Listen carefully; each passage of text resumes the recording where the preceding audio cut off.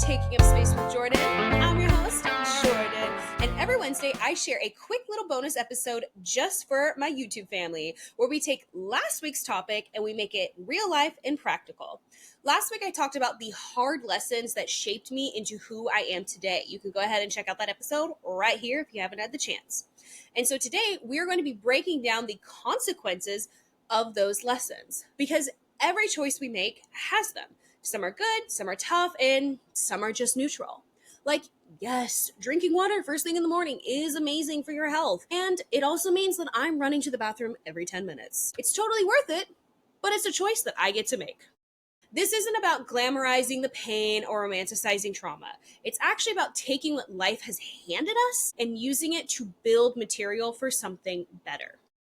So, all right, grab your tea, take a break, and let's walk through these lessons together. And hey, don't forget to subscribe so you don't miss out on the next episode. Lesson 1. People pleasing keeps you small. When you live to make everyone else comfortable, you slowly disappear from your own life. People pleasing might feel like it's an act of kindness, but it's actually at the expense of your own needs. It's a self-erasure.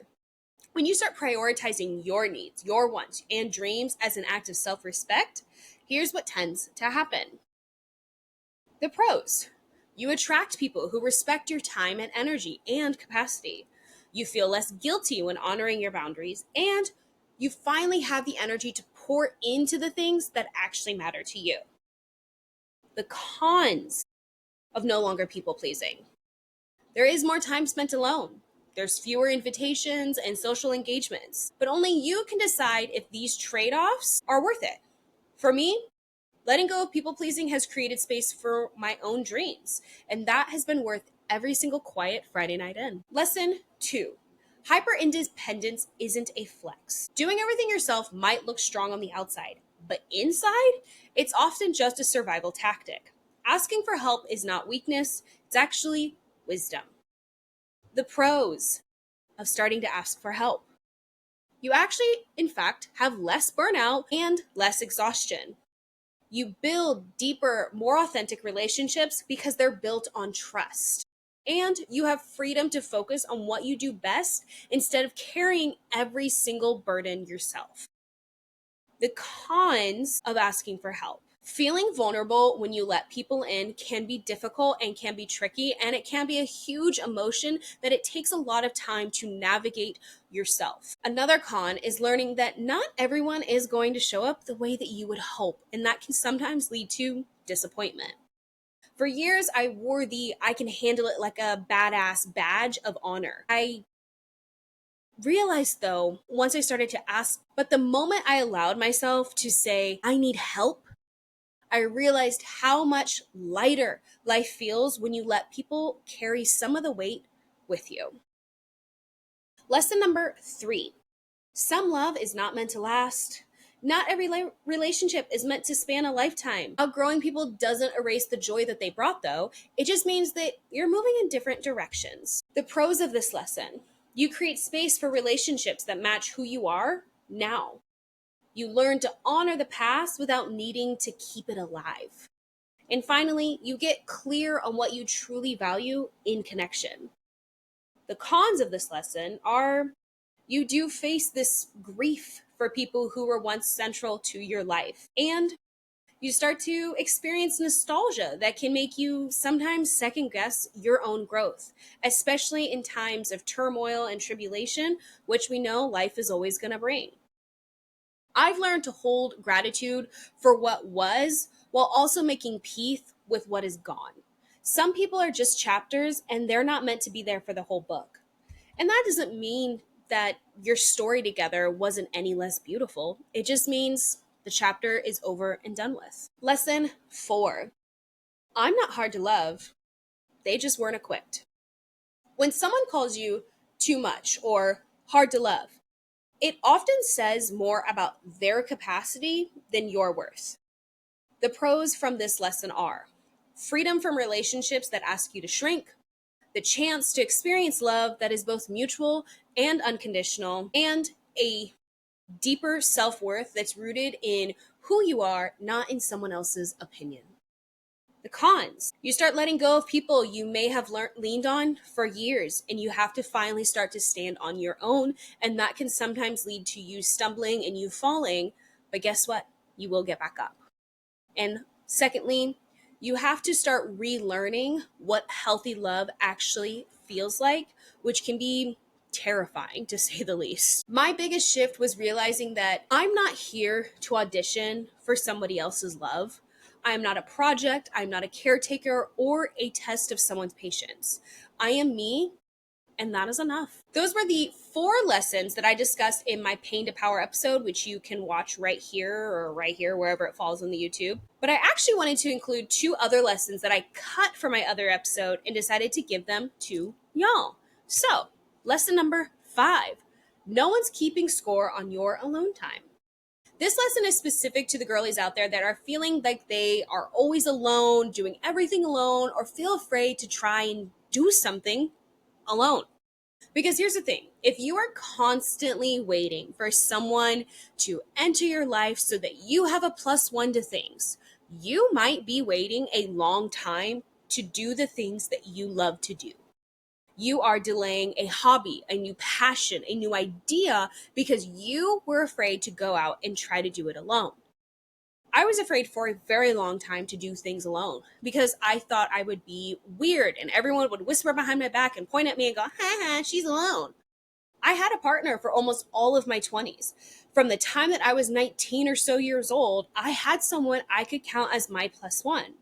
But when that ended, I realized that I had intertwined so many of my friendships and relationships with my ex that I had to learn to unravel those or go and do things alone. I decided for most of those relationships, it wasn't worth unraveling those. So I had to become brave and learn to do things on my own. I don't remember what movie it was, but I do remember the first time I decided to go to a movie alone. I remember shaking as I took my purse from my coat rack, and I know that this might sound crazy to some people who have been practicing a lot. Even sometimes now when I do go out alone, I have a little creeping of self-doubt. Anyways, I took my keys and off my coat rack and I said goodbye to my dogs. I remember talking myself out of going on the drive to the theater. I remember panicking that I'd gotten there a whole 45 minutes before the movie was supposed to even start. I was starting to spiral. And so then I saw a wine bar across the street and I had a glass of wine. And when I sat at the bar, I was ashamed for a second because I was there alone. Everyone is going to know that I'm here alone. They can see the tan line where my ring was. But that's when I realized tan lines fade, and no one knows my story. Not unless I decide to tell it. No one cares that I'm sitting at a bar at 4 p.m. on a Sunday. They are too. The first time we do anything, it can be scary, but it's also a little thrilling.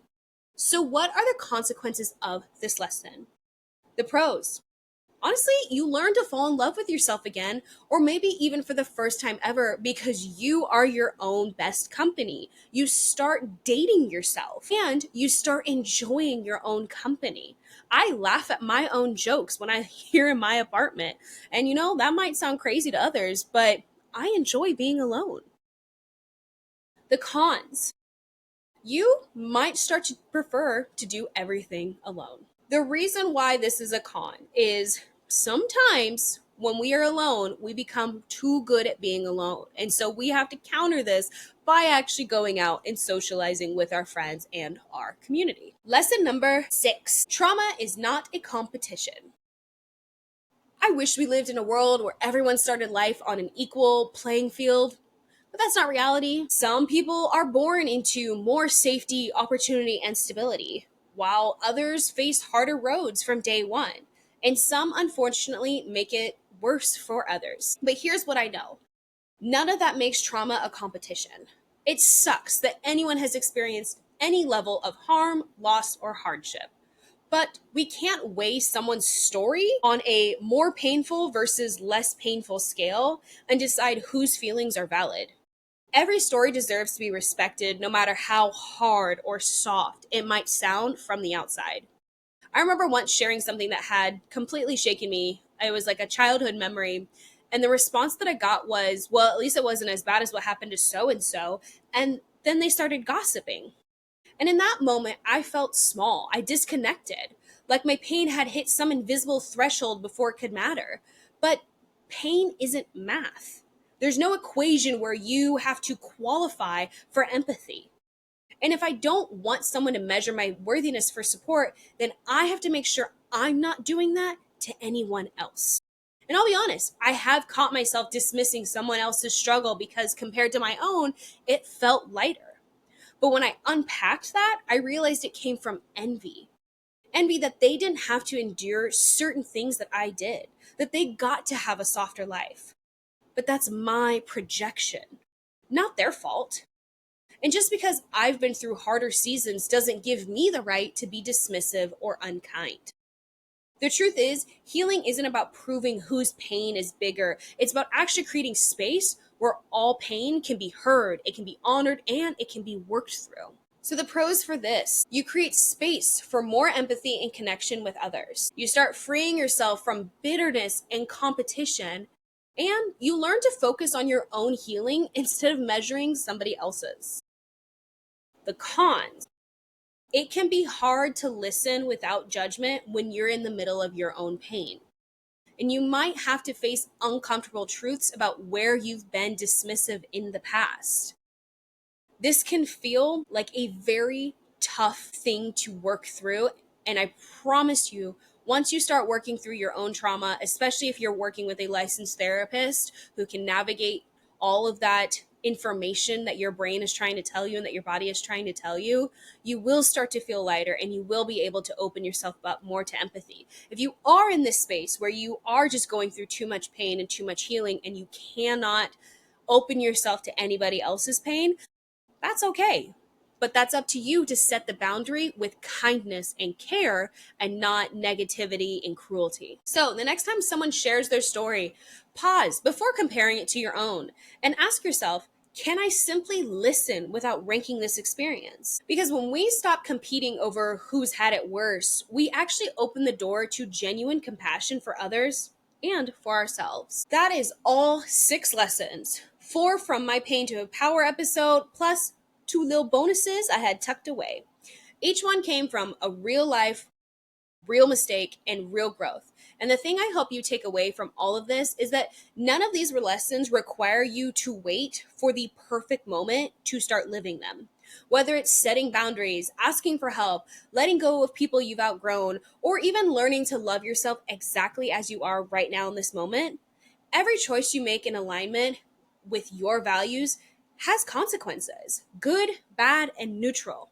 And that's okay. The goal isn't to avoid the hard parts, it's actually to make sure that they're worth it. So take one of these lessons this week and see how you can apply it in your own life. Start small, start messy, but just start. And a little reminder, your next full Taking Up Space with Jordan episode drops this Friday. It's actually all about capturing your own main character energy. If you've ever been feeling like an extra in your own life, we're going to fix that. So make sure that you are subscribed so that you don't miss it. Until then, take up space, stand in your power, and remember, you're the only one who gets to write your story. Kisses.